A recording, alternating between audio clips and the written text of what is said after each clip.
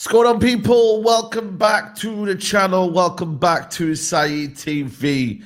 And we have a smiling, grinning Callum in the building. 1-to-1. Callum, man, you must be on cloud nine, bro. You must be buzzing right now. Buzzing. Saeed, it's a beautiful feeling, bro. It's a beautiful feeling. I ain't felt like this for a while, and it feels good. It feels really good.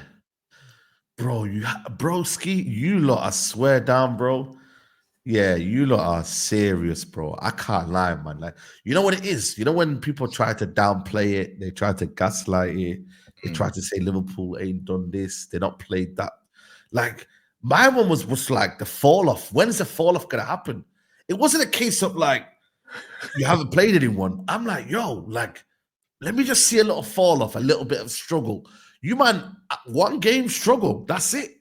One game. I do think we'll have a blip this season. I think that's going to be the key to the season, because I do think every team goes for a blip. City have had their blip. Well, City are in their blip. We'll see whether it continues on Sunday or not. I think Arsenal have had their blip. You guys have had your blip. Chelsea, I wouldn't say have had a blip so far this season. I think Chelsea have been all right. Oh, Chelsea have been okay. Chelsea have been all right. Obviously, Spurs are Spurs. They'll have their blips throughout the season. We've not had our blip yet. We will have a blip.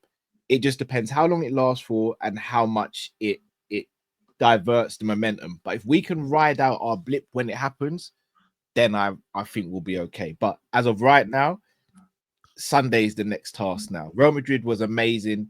But really and truly, the Real Madrid game, even if we lost that, we would still be comfortable in the Champions League. That was more for pride and for us as a fan base and as a team to go, yeah, we can compete with Real Madrid now. We're not little boys to Real Madrid anymore. We're not on their level still. I'll be real. Obviously, 15 Champions Leagues, mad league titles and all that. But we can compete with them now. We're not fearing them now. This Man City game is huge, and I'm not taking it for granted. I know they're in poor form, but I'm not taking this for granted, bro. Bro, I'm telling you, man, like, you know what it is, you man are top of the Premier League, top of the like table in Europe, man. Like, it's crazy, bro. Like, I think with Klopp, with Arne Slot, I think he deserves a lot of credit for that. I think he's been amazing in that year. But like, you know what it is? You man haven't had a big squad to play with, you know, and yet still, what I've seen from your team is that everyone's having a purpose now. Curtis Jones, you know, Cody Gakpo, when he comes on, he feels like he can get a goal.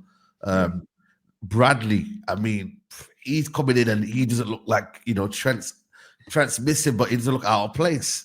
You know, like Kelleher, you know, you're thinking to yourself, Alisson, it's going to be a big miss. Doesn't become a big miss. It's like everything that you thought the levels would drop hasn't dropped. And that must be the biggest kind of plus for you, like, because you lot didn't come into the season with any transfers. Chiesa, you see them in the stands, you know. So it's like that feeling where, Real Madrid had injuries last night, but you lot have got one kind of squad to play with, and you know there isn't much kind of room to maneuver. It's Gravenberch. You must play every game. You know. So I'm glad you mentioned Gravenberch. I touched on your points first, though, in terms of everyone having a purpose.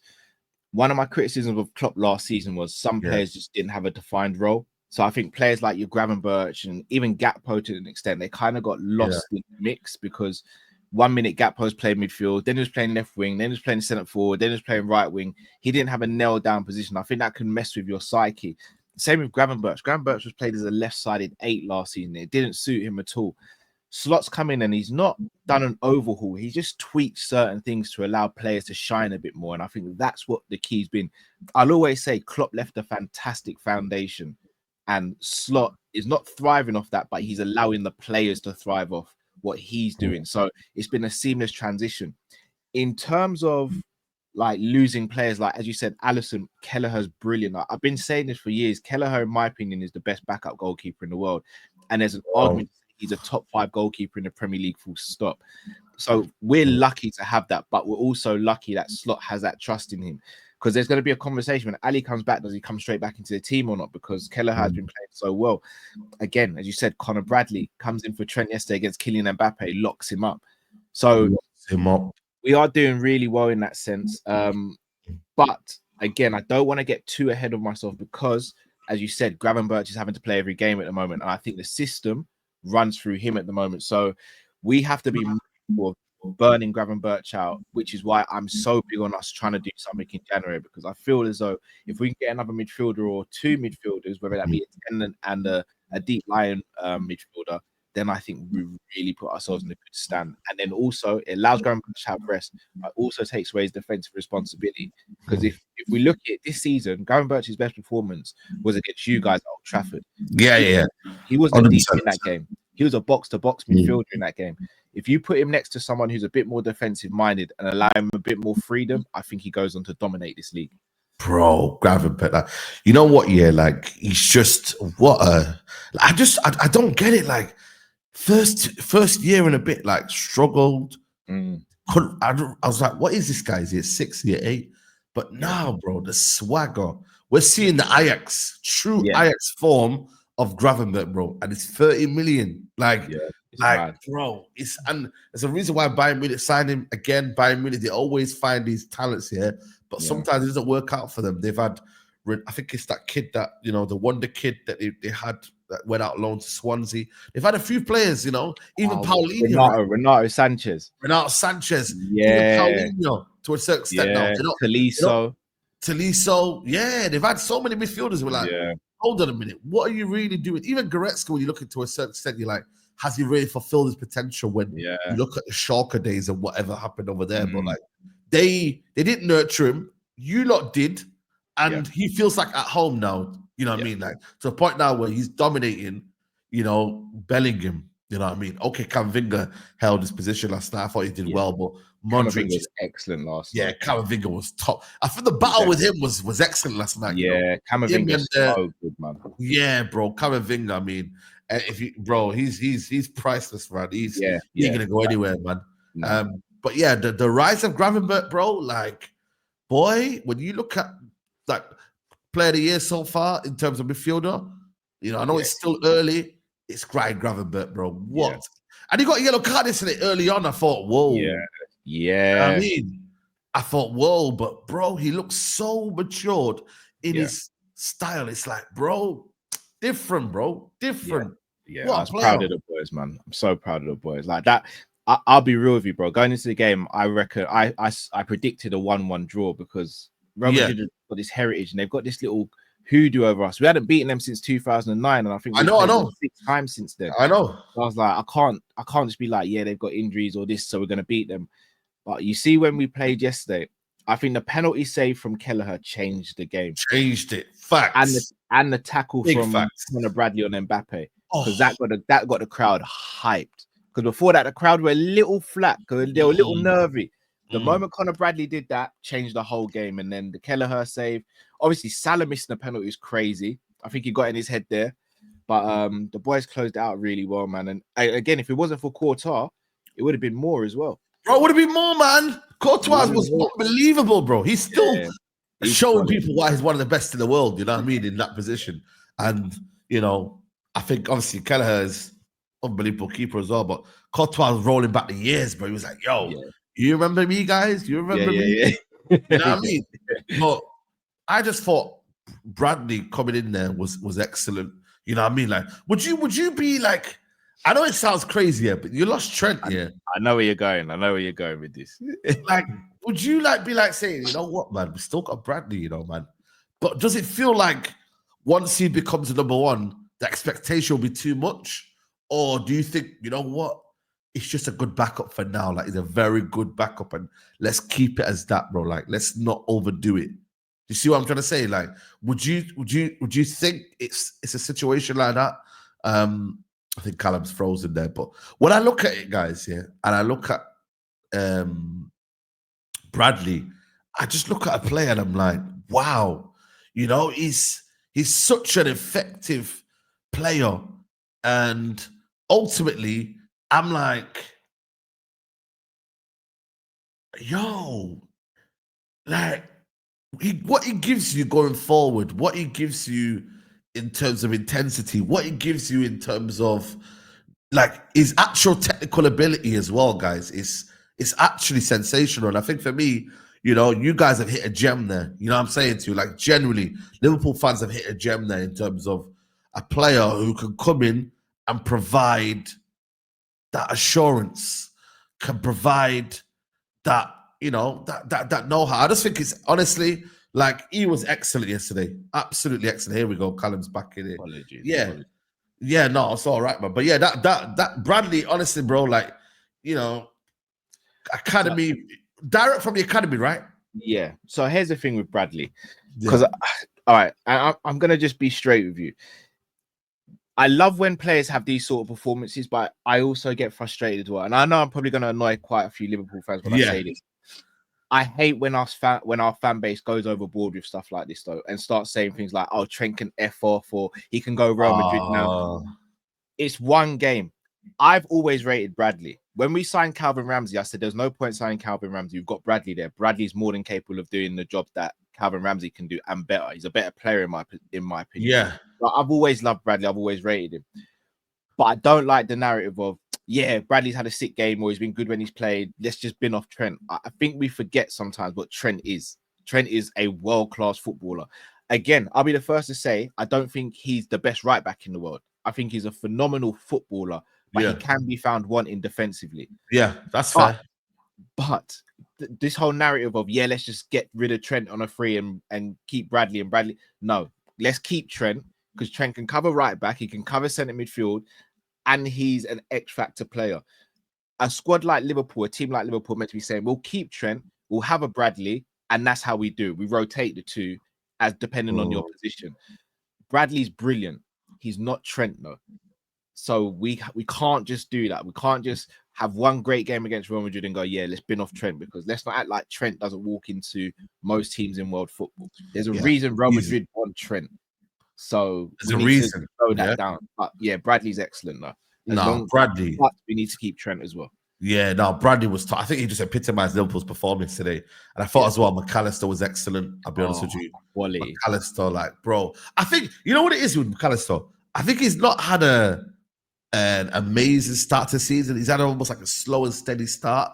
But yesterday was like, bro, I'm still here, bro. Like, what a performance, bro. That's almost like another Real Madrid player that they probably want in their team. Someone that can dictate, someone that can just get about the football pitch, you know. Like, they need a McAllister. But what he gave you lot was man.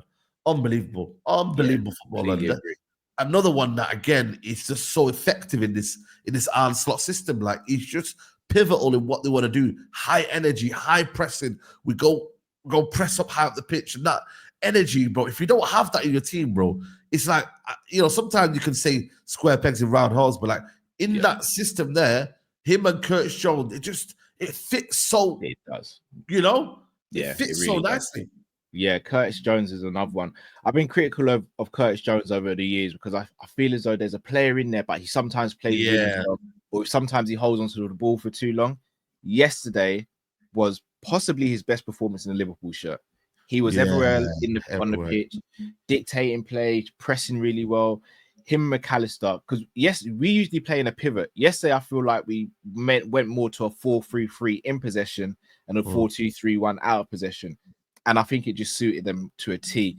Gravenberch in the first half, I don't think excelled, but in the second half, he came into his own. And then Curtis Jones and McAllister throughout the game.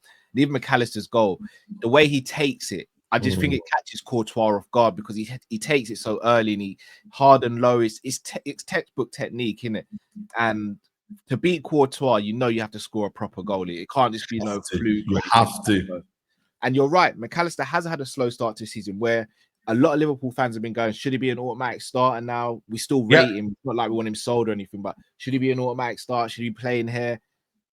He more than justified Slot selection yesterday, and long may that continue because he's a massive player for us. Bro, 100%, bro. 100% that he's you know what it is with Curtis Jones as well? I think for me, what I like about him is that he's so infectious in terms of his energy, and he can actually play as well. Like, he's not just someone that can just is a running machine, etc. etc. Like, he can actually play as well, and he's actually had to buy his time, bro. Like, I think he's 24 now. You know what I mean? So he's had to buy his time. He's a local lad, you know what I mean? But at the same time, it's like, yo, he's had to buy his time, bro, and become this player to the point where he's matured. I'm not trying to compare it to Jesse Lingard, but Jesse Lingard came in late into his career, like 22, 23. You know, normally these players, they proper in the first team, in around it straight away. But he's had to just buy his time, bro. Buy his time, and it's worked out well because now he's blossoming, man. And ultimately, like I said to you, everyone had a purpose. Nunes, Gakpo when he came on. Salah didn't have his amazing game, but again, you beat Real Madrid, bro, man. Like, and listen, you made Real Madrid look that bad. I don't think it's the other way around. Real Madrid were bad. Don't get me wrong. Mbappe, I mean, bloody hell, his performance was horrendous, bro. But you made them look what they were, and that must be crazy watching a game thinking, yo, we made Real Madrid look like that, man. Arne Slot tactics is making people look ordinary.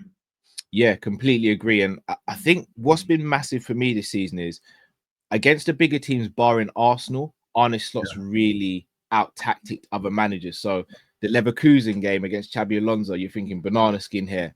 Deals with that fine. Against you lot early in the season, deals with that fine. Against Chelsea, deals with that fine. And then now Real Madrid for me was the ultimate test, even though they have injuries. And I don't want to downplay their injuries because they have a lot of injuries. Yeah, they have a lot of injuries. Camavinga coming off was a big miss for them last night as well. So I'm not going to just ignore that. But we still had a job to do. And I don't think we just did the job. I think we excelled in doing the job. As you said, Courtois, for me, was one of the best players on the pitch, but still conceded 2 goals. I think Rudiger had a good game. I think Asensio, their other centre-back, had a really good game.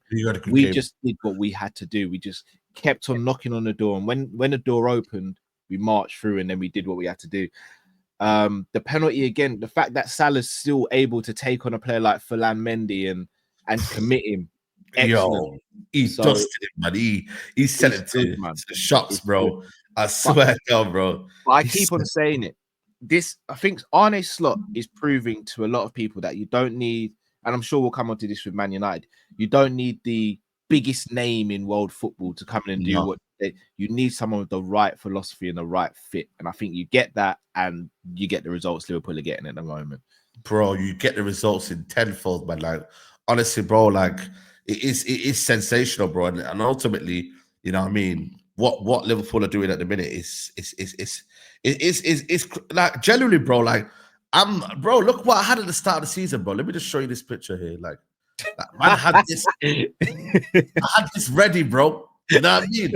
Nah, bro, I had the memes ready. You know what I mean, guys? I had the memes ready, bro. Man was like, yo, guys, it's gonna be a fun season, bro. But man can't even do my thing, bro. You know what I mean? Do you know what? Again, it's still early in the season. That's why I'm not getting carried away. It's still early in the season. We still got a lot of football to play. Everyone else is poor, though, man. City are poor. Okay, Arsenal's still there, but I feel like for me, I still can see a few losses in them. Chelsea, listen, they're not going to claim that they're dark horses, you know. Yeah, I know, but they're not ready. Their fan base is not ready to say that they're somehow connected to you, man, and they're not, you know, they're not going to say that. Tottenham and everyone else inconsistent. You might have set a precedent that these lot haven't, bro. And it's like, you might have actually, like, I put you guys title favorites already now. I think for me, you guys are title favorites. And you could, bro, this Champions League, bro. Like, I'm sorry, but I get it. There's Bayern, there's Barcelona. Yeah. But, bro, go and look elsewhere, man. PSG are not that great. Madrid are not that great. Like, bro, like, it's early though. I have to keep my feet on the ground. It's early, and bro, the reason I have to say that is because, as you said, bro, at the beginning, the squad isn't massive, and look, we've dealt with the injuries we've had well so far, and I think, look, we forget Alisson's out, Jota's out. Jota's a big miss. When's he back, by the way? When's he back? There's no given date. I reckon by the middle of December, I reckon I'd like to see him on the bench. Okay.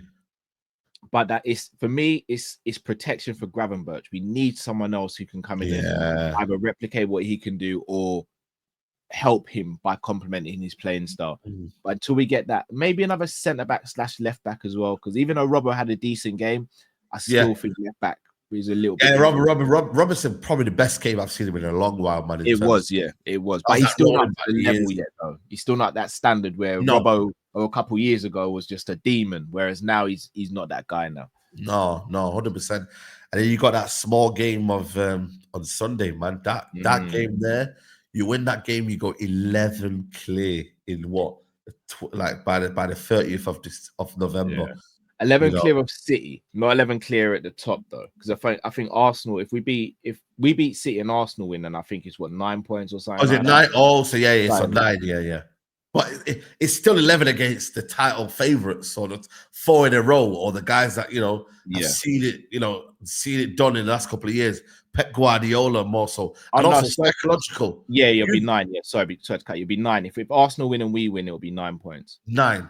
But the thing is, though, your psychological, like the ones that you've suffered against the most has been Man City, not against Arsenal. So your mindset as a Liverpool fan base is like, yeah, cool, Arsenal are 9 points behind us, but it's not Man City 9 points behind us. It's not. Yeah. It is a team called Man City that you're 11 points ahead of. If you win, you have to cut that in there because, like I said, this Premier League is one of the best leagues in the world, and it's one of the most unpredictable leagues in the world. They can come to your ground, and you guys are on a high, and they come in serious, bang, all of a sudden it's a win. But you win that game, though, the incentive for the players to know that if you win that, you're 11 points clear. It's massive, bro. It's a massive game. It's a massive game. And I was speaking to the boys the other day about this. When we last won the league was 1920, right? Yeah. That season we beat City, I think in around October time. We beat them 3-1, and I think we went about 7 or 8 points clear of them at that point. And then we never looked back. When they pipped us to the league in 18-19, we drew them at home 0-0. When they pipped us to the league when we were chasing the quad, we drew them at home 2-2. There's a reason why we need to beat City. Because if we beat City at home, it usually means we go on to finish either above them or close to them, providing the rest of the season pans out. Absolutely. City don't have to beat us at the Etihad. They've proven that over the years. When we've gone into title contention with each other, as long as they get a draw at the Etihad, they go on to win. We have to win this game at Anfield and not take it for granted. But I do think with what happened against Feyenoord, it makes the City game that much tougher now because Pep knows something has to happen. So whether that's him implementing a lower block and doing a counter attack, something has to change for him. So I'm intrigued to see how he approaches the game because I don't know how you predict how Pep's going to approach it. Pep's scratching his head, man. That's how he's approaching it, bro. He's stressed right now, bro. Like he's not in the right place, and he could turn into a demon on Sunday, but their players are not there, bro, man. Like, you're not facing a prime De Bruyne anymore. Gundogan's legs have gone. Their defense, you know what it is for me? The way your defense is gonna drag them apart, man. I could just see already Salah dragging Gvardiol apart. They're having Kyle Walker, Luis Diaz cooking Kyle Walker. I can even see Nunes as well giving their defense a torrid time in terms of Stones and Gvardiol. I have a feeling Nunes might not start. Oh, so you maybe play.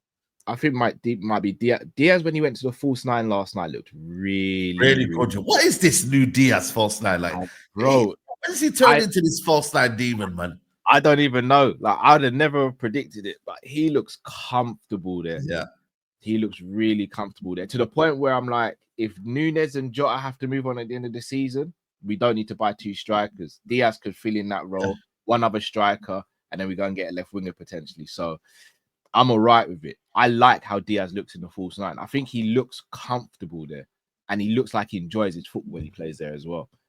Bro, like generally, bro, when I look at it, it's you lot are just, and I think for me, it's like Man City, they pose a threat in Haaland and whatnot, Savio and whatnot. But I feel like the midfield strength as well, that's where you kill them for me. The midfield area. They're gonna force De Bruyne in there, and it's not gonna work out because it's just not maybe match sharp or match ready. Yeah.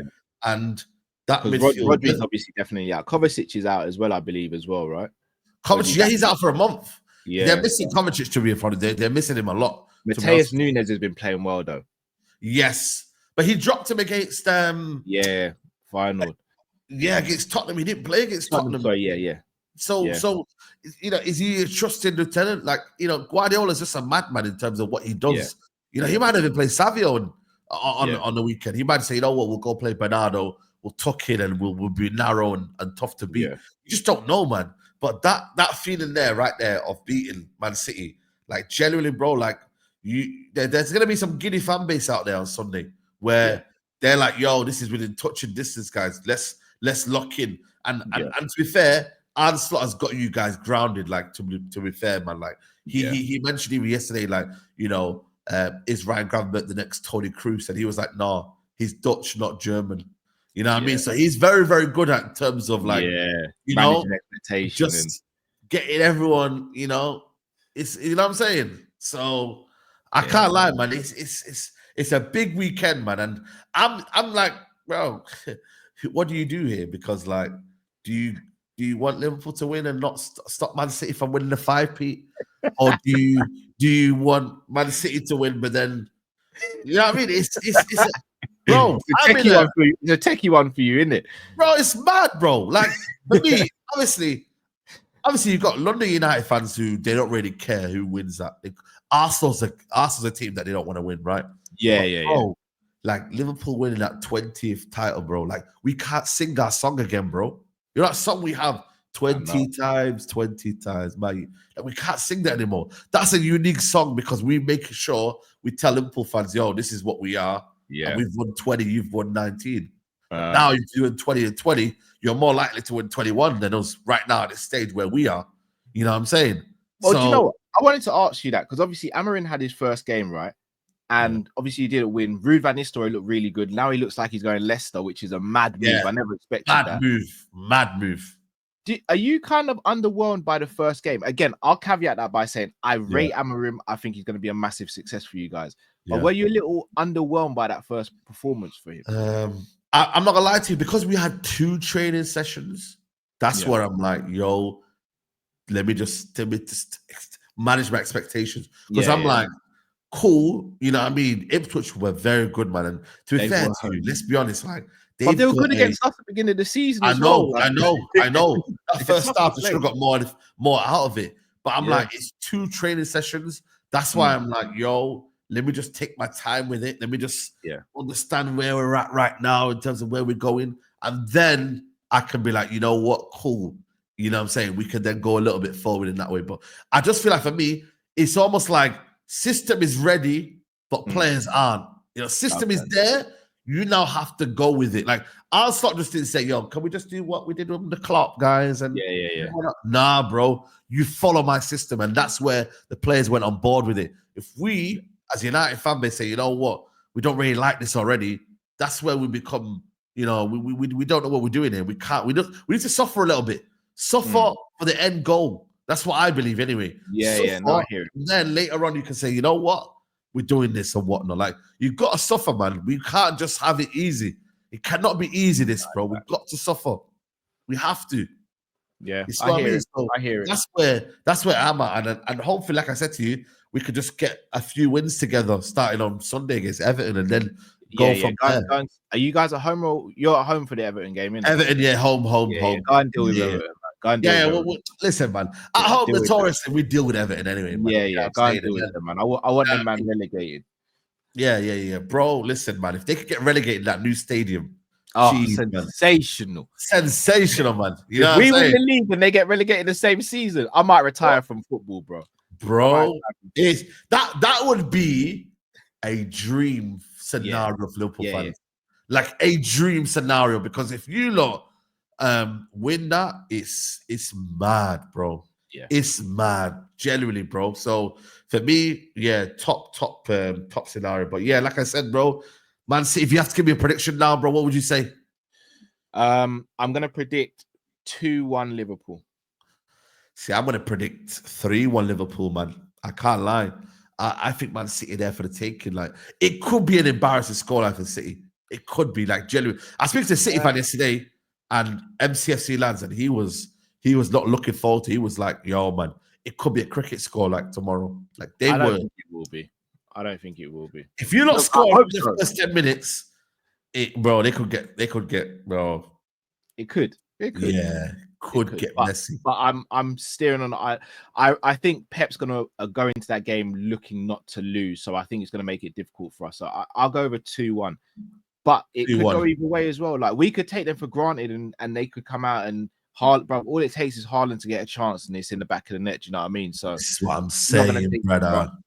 but going into this City game, without sounding arrogant, I expect to win given our form, their injuries, how we're looking as a team. I expect to win, but I also wouldn't be surprised with a draw or a loss. But I expect to win. Yeah. Let's see, man. Guys, it's been a good 30-minute breakdown. Guys, Callum, a pleasure, man. Honestly, thank one of you, the best objective, like just in general, like you're a good person to work with. You know what I mean? And yeah, man, big up to you, man. Let them know where they can find you, bro. So you can find me on Team Coppish, where I have a Liverpool channel. Also, I do MMA boxing content as well on the Sanderson show. So just there, and then obviously here on a Thursday, a few other channels as well. So Saeed, big up to you as well. Thanks for inviting me, man. You could have invited anyone else, and you chose me. Bro, you're the guy, man. You're the guy. I'm telling you. Thank you so much, bro. Big up and to you. Subscribe to this channel and like the video as well, please, people. Come on, people. There we have it, people. Guys, this has been your 1-to-1. We're out, guys. Take care. Peace.